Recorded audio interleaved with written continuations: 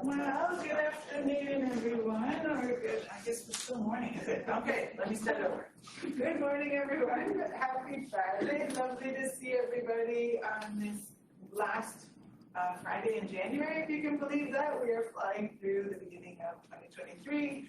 And it's so lovely to have you here joining us for what is going to be an awesome seminar today. We're so pleased to be joined by Darren Platakis, who is going to provide a 10-year retrospective on Geospatial Niagara, which will be a lot of material to cover, but we're really thrilled to have you here. So before I turn over the floor, I'd just like to introduce Darren a little bit more formally to everyone. So Darren holds a Bachelors of Science from Brock University, a proud alum, and a postgraduate degree in Geographic Information Systems and Geospatial Management from Niagara College. Darren is a fellow of the Royal Canadian Geographic Society. During his studies, Darren noticed the geo-literacy challenges that students faced and the continual growth of geospatial technology sector in the Niagara region. And so in response to this, Darren founded an educational not-for-profit organization called Geospatial Niagara in 2013. Over the last 10 years, Geospatial Niagara has provided projects with an estimated market value of over $1 million.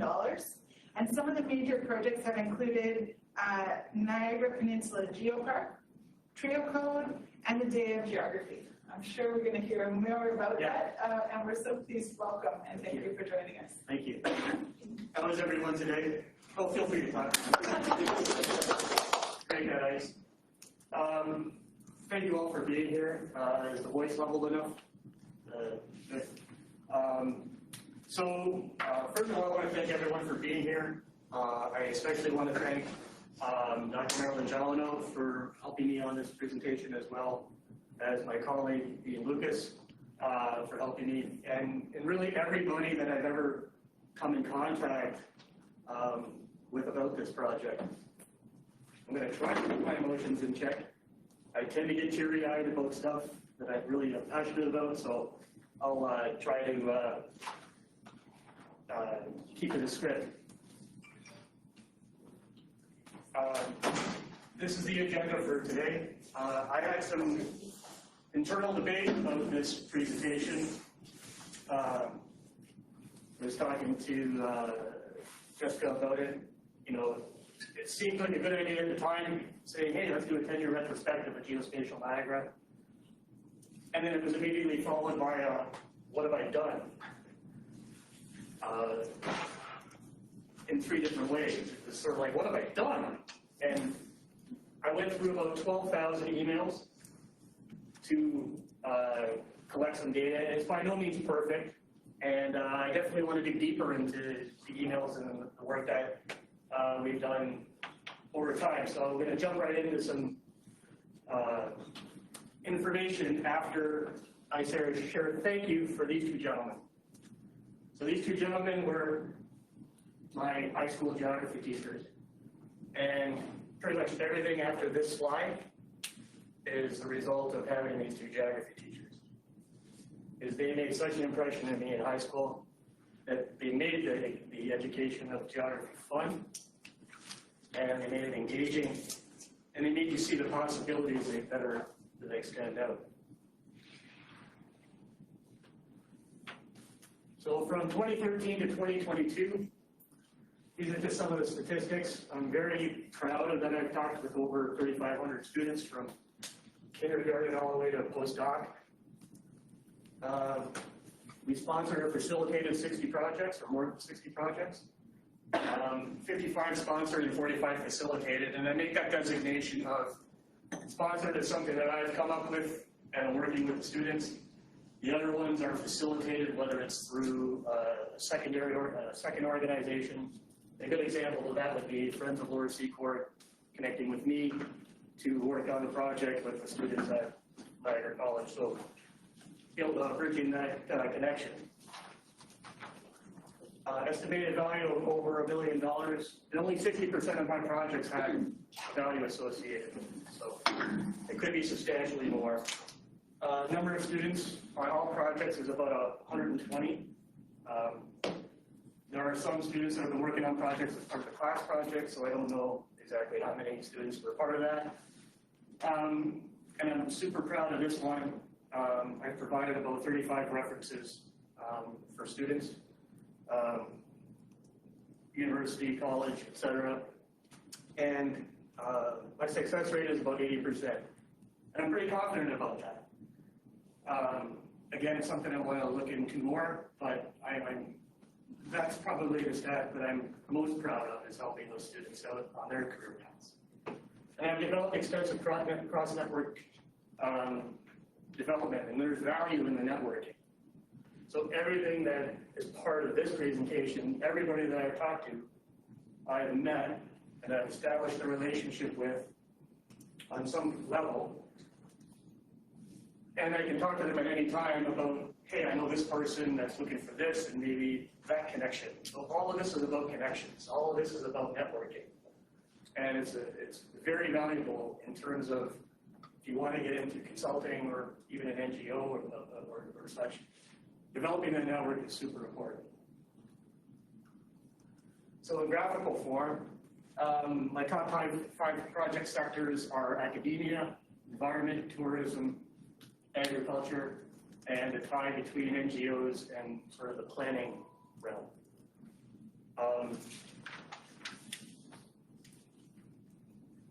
Then connected with that is over the 200 organizations that I've been engaged with over the last 10 years.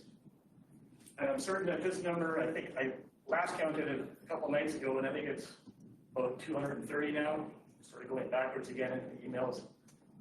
This presentation is going to be, going forward, this presentation is going to be pretty organic, and I'm going to be updating it as the circumstances warrant. Also, the reach of Geospatial Niagara across multiple geographies, from regional to the international. And that will be outlined more in the coming slides. But I wouldn't be a geographer if I didn't include a map of sort of where, from a global perspective, where Niagara, Geospatial Niagara has reached to the North American, US and Canada, and then now into sort of the greater Golden Horseshoe area.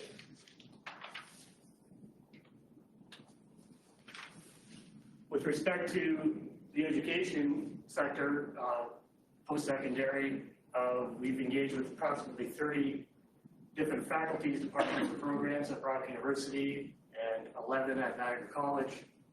Other post-secondary institutions globally is about 27, third of which are international.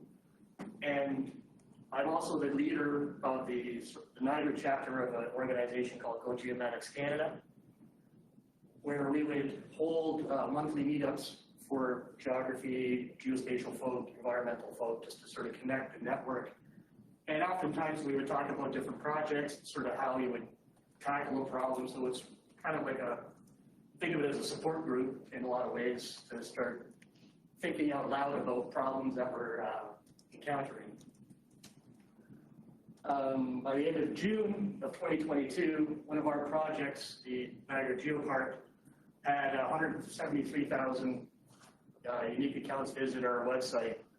And that's actually less than a year since we had launched the website, because we launched the website in August of 2021. We've secured some funding for the Niagara Geopark through the Greenbelt and other sponsors.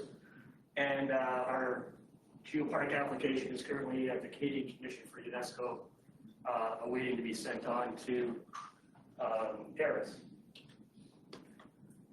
And TreeOcode highlight, this is one of our projects, TreeOcode, that uses OpenTreeMap. And you can see on the right, this picture is a little bit out of date because we just passed $3 million in eco benefits yearly, which I'm super excited about.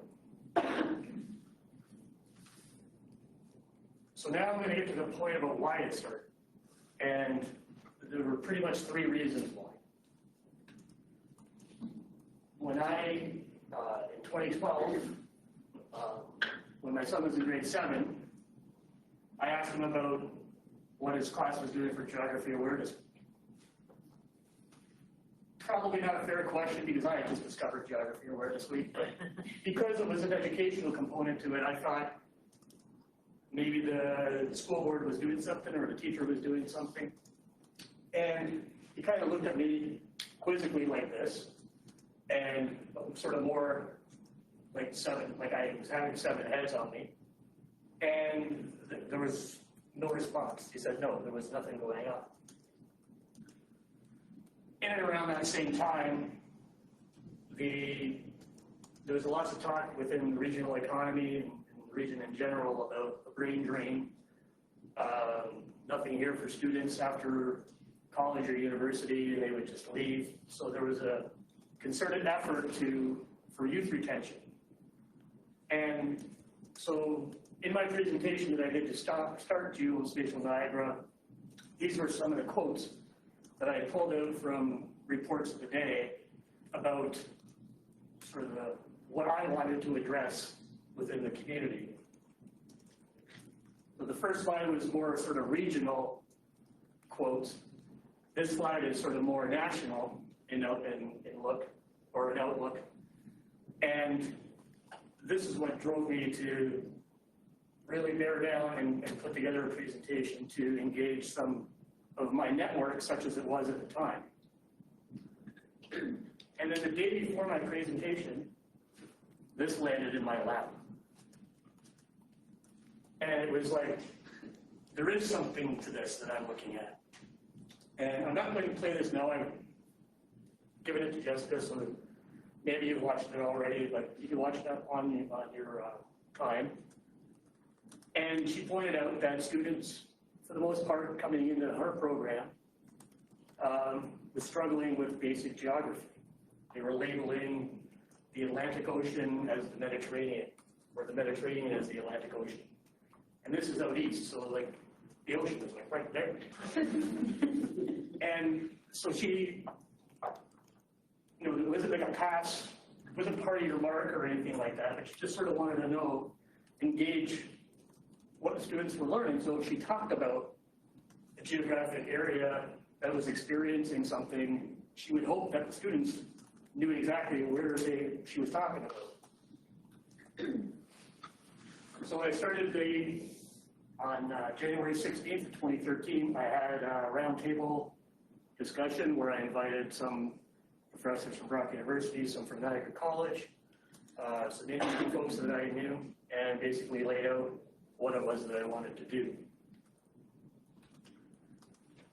And this is my rudimentary graphic at the time, sort of where the geospatial industry sat with all the other industries in Niagara and sort of globally. And this is very, very simple, but there will be an echo to this graphic later on in the presentation.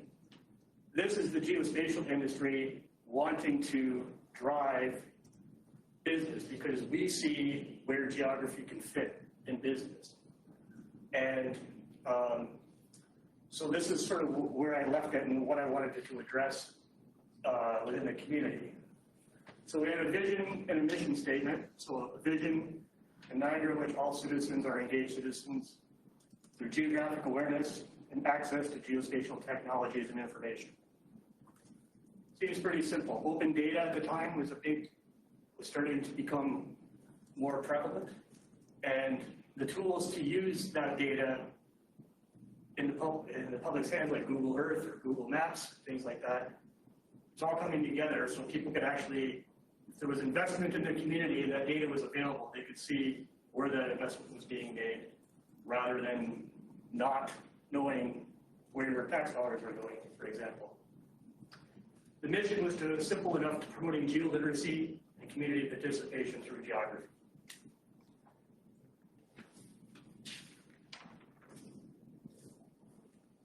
The goals and the strategic goals and really the mission of Geospatial Niagara are informed by these two documents that I understand Jessica has provided to you.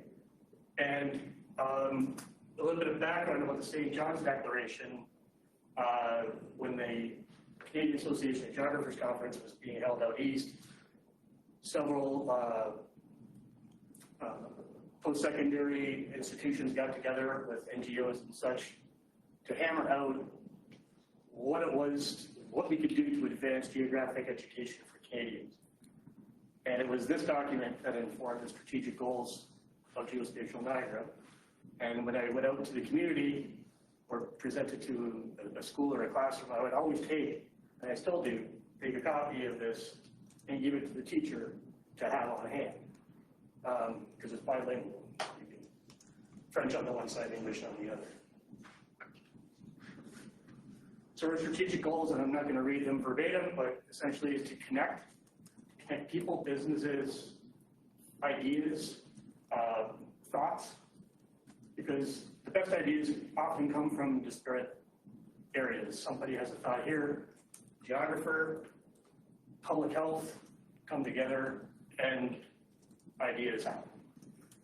To inspire citizens and students to value geography, that is not just a subject that you learn, that it applies like every single day of your life. To promote the value of geographic education, especially as it relates to public schools and secondary school, but also the value of education at the post-secondary level. I mean, I can't count the number of times that you hear about taking that first-year geography class at the university level, and then some students will say, "We never learned this in high school." So we need to address sort of like what's the missing piece in between there. To develop knowledge mobilization, so working with academia to do research and then show the public what that research is and how it can apply to their day-to-day life. Provide support and leadership to educators, whether it's teachers, professors, instructors, students, and to organize meetings, conferences, et cetera, to build that network, to grow that network, and essentially promoting Niagara as a quality of life place to live so we can bring that sector to Niagara in a more physical manner. This is one of my favorite graphics. The top is that perception of geography. So I remember talking to some of my parents' friends when they found out I was doing an undergrad in geography. Their first question was, "Are you going to be a teacher?" And in fairness, that's probably the question a lot of people receive. So I wanted to sort of, in addition to that perception, that there's nothing wrong with the teaching stream of geography, but the reality is that just like an iceberg, 90% of what geography is really below the surface that people either don't see or don't appreciate or even know that it's there. It just sort of works in the background. Like the geospatial sector is like the ninja of sectors because it touches everything across the board in some manner or another. And everything is location-based.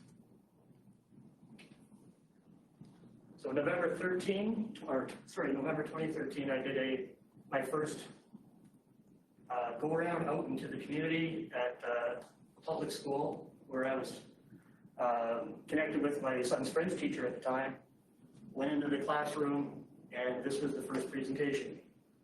Students locally can name the provinces of Canada at a very early age, as I'm sure most countries do, but I can walk into a group of grade 12 students and ask them to name the municipalities that make up the Niagara region, where they live, and they can't do it. So my question was, what are the reasons for that? Strangely enough, or maybe not, that a lot of the students that played organized sports that traveled out throughout the region knew more of the region by the road signs that they would see traveling. So that led to me is like, those students that don't do that might as well be Tokyo and Toronto if they're talking to each other because they don't know each other exist, but they live in the same geographic region. And the other question that I would ask them is, what problem do you want to solve? Lots of students are looking for careers to go into. And often the career that they go into could just be answered by what problem do you want to solve? Because that's just the spark that heads them in the right direction. And they can pivot either way. The first project project that I want to talk about briefly is TreeOcode. And TreeOcode began sort of as an idea in 2010, 2011, because crowdsourcing was becoming a big thing to do. Smartphones were, sort of coming up to speed in a lot of things, especially with GPS accuracy and such. And the city, I'm from St. Catharines, so I learned that the city of St. Catharines spent money on the tree inventory, but that tree inventory would just sit on some server somewhere and not be viewed publicly. So that seemed to me to be a safe data set to engage the community with in terms of geospatial technologies and what you can do with it. So I found an organization called, or a piece of software called OpenTreeMap. And OpenTreeMap is a company that, or is a piece of software that was designed by a company called Azavea out of Philadelphia. And what made this interesting is, we wanted to have a crowdsourcing approach to building a tree inventory of Niagara. So community engagement is the key. We would have the data collected, is used to calculate the many eco benefits of the tree canopy, and Geospatial Niagara acts as the steward for TreeOcode and works with the engagement of the community and the education sector. Other benefits for TreeOcode is canopy analysis, maintenance and enhancement planning. Obviously, the educational benefits of getting kids outside in their school fields to inventory trees and identify trees. So that's an entire separate benefit for TreeOcode. And also, from my perspective, potential careers in our horticulture, database management, sustainability, planning, etc. We've participated in multiple tree inventories across, or tree giveaways in Niagara, most notably in St. Catharines in the town of Lincoln. And as of January 2023, we have over 53,500 trees in the data set, and with total annual eco benefits of over $3 million. Yay! I just noticed that a couple of days ago. That really excites me. So based on the species and the diameter of the tree, the calculation in the background calculates the eco benefits in terms of energy conservation, stormwater, air quality, CO2 sequestered, and CO2 removed. And this is data that you could see with your own eyes when you look at the map. And that's a great thing for the community to be able to see what the value of their trees are on their properties from a public perspective, but it's also to encourage them to add their trees that are on their property so they sort of get a more holistic view of their green space around their homes. So on the right here is an example of the quantum trees out in front of Brock University. This particular one, didn't scroll down far enough to get the benefits, but you get the idea. I encourage anybody to go visit the website or the map and just, travel around. There's lots of great work that's being done. These are some of the maps of the tree giveaways that we've done in St. Catharines. And this is very valuable to the folks that were giving the trees away in St. Catharines because they wanted to see what the distribution was.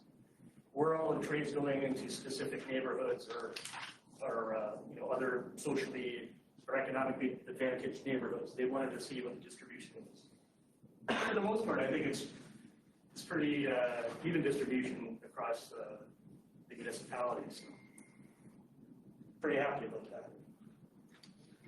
In 2016, 2017, we utilized the data on a project at Niagara College to see what the proportions of tree canopy were between municipal tree canopy and, say, private property and other non-municipal tree canopy. So on the left, you'll see the full tree canopy of St. Catharines within the municipality. The second slide is the municipal inventory removed from the image, so you just get the non-municipal and private property. And then finally on the right is what St. Catharines municipal inventory listing. Darren, can I ask you a question about that slide? Yeah. It's really striking, obviously, the difference between the municipally owned, which is very small, compared to the non-municipal and private. Do you have a sense of what the ratio is of private versus the non-municipal? And is the non-municipal primarily conservation authorities, or who owns all so much in the middle? So this is one of the challenges that we had in the project, is we couldn't get data sort of fine-grained enough to say, well, this, you know, we could do like the Niagara Escarpment or the 12-mile creek or whatever, but there's a lot of those in Niagara that we have to piece out. We couldn't get all of that data. Yeah. So that's why we had to lump together the, like, basically the escarpment and private together. But to answer your question, within the entire municipality, 18% is municipal and 82% is private, or sort of non-municipal and private. Within the urban area boundary, 18% goes up to 23% municipal and 77% non-municipal. So that would even take out the urban area boundary. There's part of the urban area boundary that's the escarpment is part of it. So the non has been taken out. So those are the percentages. Cool, thank you. And in 2019 and 2022, Dr. Marilyn Jalino had a couple students. One was Todd Robinson and one is Barack Jarad. And they did sort of two different little projects, but there was still data collection. One was ash trees in the town of Lincoln through the partnership with Brock and the Brock Lincoln Living Lab. And Bacharach did data collection at Rotary Park in the town of Lincoln. And then tree inventory in Lincoln now comprises over 2,600 trees, including their associated characteristics. And let's shine the spotlight on Lincoln for this one. So this is what town of Lincoln has $101,000 in annual legal benefits. The goal is to get all the municipalities on board to promote or to supply a tree inventory. And that leads us sort of into the next set of slides. This is a Rotary Park. Outdated imagery for sure, but that's where the trees are located in Rotary Park. And in early 2020, I was notified by folks that had OpenTreeMap that they were no longer going to be managing it or updating it. And at that time, there was a lot of organizations that were on board with it, and it was like, what do we do now? And thankfully, my colleague Ian, his company acquired OpenTreeMap, and we're working together with OpenTreeMap, the town of Lincoln, and Brock University of Maryland to make improvements across the board for this program, as well as other organizations in the United States as well that are using the program. Basically, a lot of user request enhancements is what we're working on. 2023 now is we're working towards the mobile app rewrite and using the data in a way that that's more effective in terms of the kinds of data collected in terms of eco benefits, but also canopy coverage information as well. So that's something we're looking forward to working on. The next project is Niagara Peninsula Geopark. So this particular project began in 2014, almost by accident. I was on my lunch break at work. I work over at the Niagara region full time. And as Geospatial Niagara, I was thinking, oh, I want to do a geopark. Just thinking, oh yeah, just find a piece of property that has a house on it and I can run around teaching them how to use GPSs and such. And then I ended up stumbling upon the Stonehammer UNESCO Global Geopark, which was the first global geopark in Canada. And they were designated in 2010. And immediately, I contacted them because everything about the geopark fits so well into what Niagara has to offer. And it's one of those projects where you can support it 24/7, 365. It's not like a one-off event. It's something that you live. Geopark is you live in a geopark. And the best quote, my favorite quote with respect to geoparks is from a gentleman named Patrick McKeever, former UNESCO chief Earth Sciences. He became I like to call him the geopark godfather, because he's the one that shepherded the global geopark network into the family of UNESCO before it was UNESCO endorsed, but it wasn't part of UNESCO. So he led that movement to get the global geopark movement into UNESCO. And I love reading his quotes, so I'm going to read it. Those special places around the world that not only tell part of the history of the planet, but also celebrate how our geological heritage is linked to all other types of heritage. This forms the basis of community empowerment and the promotion of the area's sustainable economic development. Love it. I've yet to get that tattooed somewhere.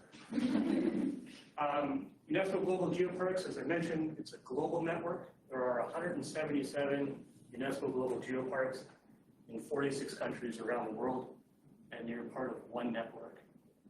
And quite simply what that means is if I hear that there's a really neat project happening at a geopark in Spain, I can just email the people at the geopark in Spain, ask them for information, and then there you go. And then tweak it to our circumstances, and then off you go. Because it's not about reinventing the wheel. It's about accessing your network to help you move things along in different ways. There are 5 UNESCO Global Geoparks in Canada and 6 aspiring geoparks. We're one of the 6, and we would be the first UNESCO Global Geopark in the province of Ontario.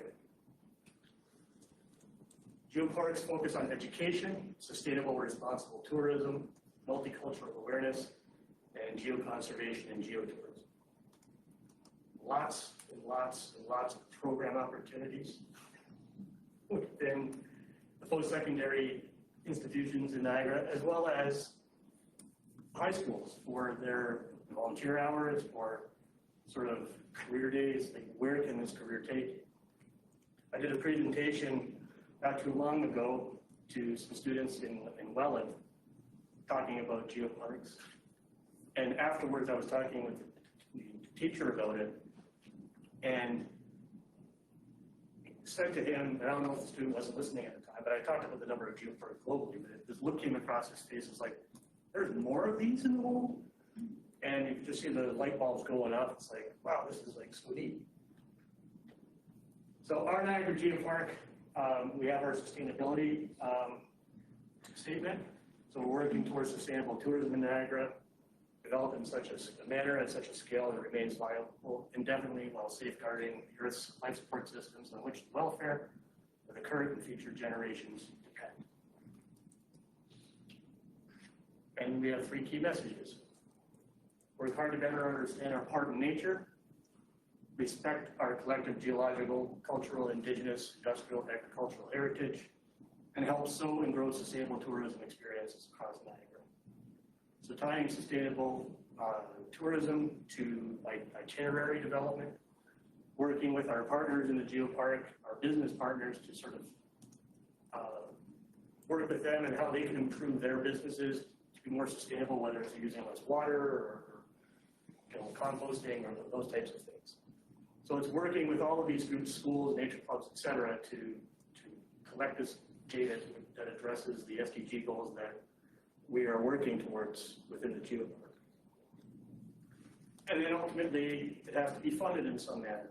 So along the ways is we're hoping for increased tourism revenue, repeat visitation, length of stay in Niagara, because usually it's generally around 24 hours to 36 hours. See Niagara Falls, they're gone. We want to keep them here for a long period of time. And we want them to come back as well. Our measure of success also is adoption of our code of practice for sustainable tourism. It's not ornery, it's very simple. And we want to raise our resources through memberships and partnerships that we develop over time. And I should mention that geoparks, they differ in the designation from a biosphere or a World Heritage Site in that geoparks have to be recertified every 4 years. So you're always working to improving your geopark, expanding your educational opportunities and your partnerships, et cetera, et cetera. And finally, for the big projects, Day of Geography. The purpose of this, I started it, I kind of ripped it off with Day of Archaeology, and so what they did was they engaged their community to provide stories about what they do in a day, so people can understand what it is archaeologists. And I thought, hey, that's kind of neat. Let's use that for geography. So we wanted to provide students and the broader community a glimpse into the day-to-day activities of what it is to be a geographer, whether it's environmental or urban planning, raise public awareness, be a repository of these stories that guidance counselors could access, that students could access. And most recently, we've done a website revamp with an awesome organization in the town of Lincoln called Civic Connect. I would be remiss if I didn't talk about the great work that these folks do there. And they brought a whole new life to this website that I hadn't even imagined. And they helped me think about it in a way where it just expands the possibilities of this so much more. So I'm forever thankful for them for that. And I truly appreciate the work that they've put in. For Day of Geography over the last 10 years, this is sort of the reach of the website hits for students or people looking into the careers of geography. So you have the cities on one side, then you have the sort of the country engagement. These next few slides will go by pretty quickly because I see you kind of running tight on time. Niagara Region Minecraft, version 1 and 2. It was provided a student, an exciting project for a student that ends up being a conversation starter. The Minecraft project, I got excited about the Minecraft project. So when the student's working on it and they want a reference afterwards, and the reference calls me to talk about it, I'm excited about it. So the reference, the HR person hears me talking how excited I am about the student of the project, and that's just it's sort of contagious. Provide teachers with different avenues, develop the community, build a reusable framework, and create other jurisdictions for other educational use. So 3 slides of this. So this was a 1-to-1 scale map of Minecraft. We did the entire Niagara region in a 1-to-1 scale. In hindsight, a little bit much. It ended up being like a 90 gigabyte map. So what we thought we'd do is we would change it to a 1-to-100 scale, I believe, and made it more manageable, but we also included the geology and the ability to have a glass surface so you could see the bedrock geology below. So this is the escarpment near Grimsby and a 40-mile Creek Valley in Grimsby. And this is like a wow factor. If the student sees this, like, wow. And that's kind of what we did. We had a hackathon at the DSBN iHub, the DSBN Academy, iHub at the DSBN Academy in St. Catharines. And the 2 boys in the center there are my kids. And but this was a fantastic success. Like I felt like I ran a marathon after this. The young lady on the upper left there, she did not want to let go of that computer. And they were just so into it. And again, it just made me incredibly happy that these kids had a chance to participate in this. The Geo-Niagara radio show started as a honors internship project. I thought, hey, why not have a radio show? What else could I do? And so we had, for 2 years, well, the internship turned into like a second year. And we had our show on CFDU. I can share a link for all the episodes with you. The idea was to have like an hour show that teachers could use in the classroom to talk to. If the teachers didn't want to do something that particular day, they'll have a series of questions and let the students listen to it. So we ran for 2 years. So into the future, I use this graphic a lot, aside from the circle and the line going up. I would go into classrooms a lot, and your plan in the beginning there is here you start, a little slight incline, and then you're at the finish line, but it's really more like the reality down below. I'm sure one of those dips is probably COVID. So probably blowing in rain. Or maybe that's just like the last 3 weeks of weather here in Niagara. But I just see nothing but, everybody measures success different ways. I happen to measure it by networking and how many people I can help out through networking and such. So remember I recalled that graphic, my simple graphic about where geology or geospatial technology sits on business. That's kind of flipped now, where it's the businesses that are driving the geography. What does business do and how does geography fit into that? And that's sort of what's driving the market in the geospatial industry. And it's only getting larger. So that's where Geospatial Niagara sits right now. We're really happy about the Geopark and the fact that all of this relates, is interdependent of one another. We could use the Minecraft projects to engage the children of tourists that come to Niagara. So, hey, you're visiting Niagara, check it out while you're here. Niagara radio show, once the Geopark is going, and I can take some time to actually record some shows and sit with people and talk. I could talk about the Geopark. TreeOcode feeds into the Geopark because we want to have a program where people can offset their carbon coming here by purchasing trees to be planted here, or split between here and home. Data geography tells the story of all of it and the different capacities that people have within those careers. And my goal is to, I've come up with this idea in my head that I want to be an aspiration consultant. Like that kid that comes in and, this is what I love to do, I just don't see a path. Can you help me figure out a path? Maybe it's like a Mr. Miyagi thing, karate. But that satisfies me. I enjoy doing that because I think at the end of the day,